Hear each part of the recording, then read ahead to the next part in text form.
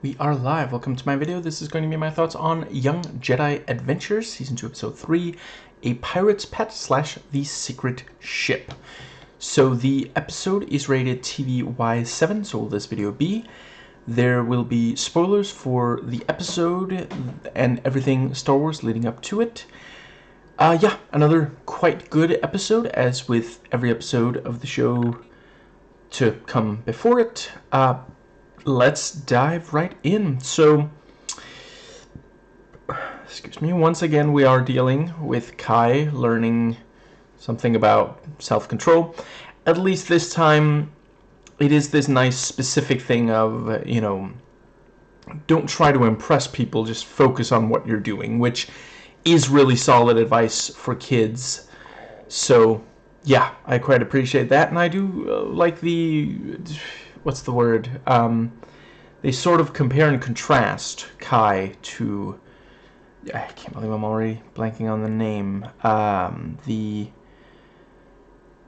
character of Tabor. You know, they're both trying to be the best at what they are trying to be. You know, very nicely done with that. What's the word? You know, Star Wars has drawn comparisons between heroes and villain characters since Empire Strikes Back, you know, so yeah, it's a well-worn theme, but I do think as long as there's something, you know, I think it's probably better for a kid to see this than Empire Strikes Back at age like 6 or 7, which, you know, so it works well for that. Yeah, I think that there's not a huge amount more I have to say about the first half. I don't know, I kind of liked seeing Tabor and Selak in the same, you know, and them like feuding over who can be the most impressive at stealing some creature. Let's see. I don't want to say I called it, but I called it. Tabor is definitely, there's definitely a redemption arc underway here, because he didn't have to. I mean, it's ethically right, but he's a pirate, you know. Yeah, him saying, you know, okay, let's make sure the gangle is okay, like, because he never actually says that it would be okay if something happened to the gangle. He just says, no, it'll be fine, you know. I'll get it some water and it'll be fine. That doesn't mean he doesn't care at all, you know. And yeah, the points about, you know, don't take animals out of their natural habitats. Again, super important to teach kids, because animals are adorable, but it is very, very important not to, yeah, not to introduce them to an environment where that either they or the environment, you know, it could be bad for one or both. I think that does more or less.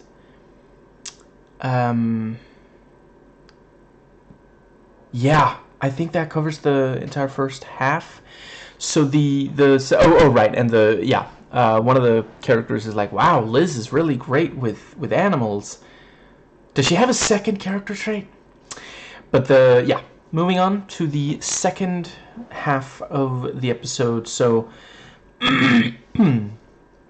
we're told that princesses are only allowed to do princessy things. Although, I mean, Disney has been gradually increasing what that entails in recent decades. But I don't know if they are saying that this episode is part of why Leia was able to be both a princess and like a spy, or I don't know. They're probably I'm reading too much into it. as I am wont to do. I've done it before and I'll do it again. They're just playing the same. They're playing the hits, you know. Look at this princess being told what to do, and, you know, showing that she can be more than her title. Right, apparently it's Gary Anthony Williams doing the voice of the king, adding another Star Wars voice. Oh, that's right. Yeah, it's not even the only. I don't know how I forgot. It's not even the first time he's voiced a Star Wars character on Young Jedi Adventures. Yeah. I mean, as long as he keeps being this good at it. This is one of the less compelling of the characters. He doesn't get to do very much, but he's still good.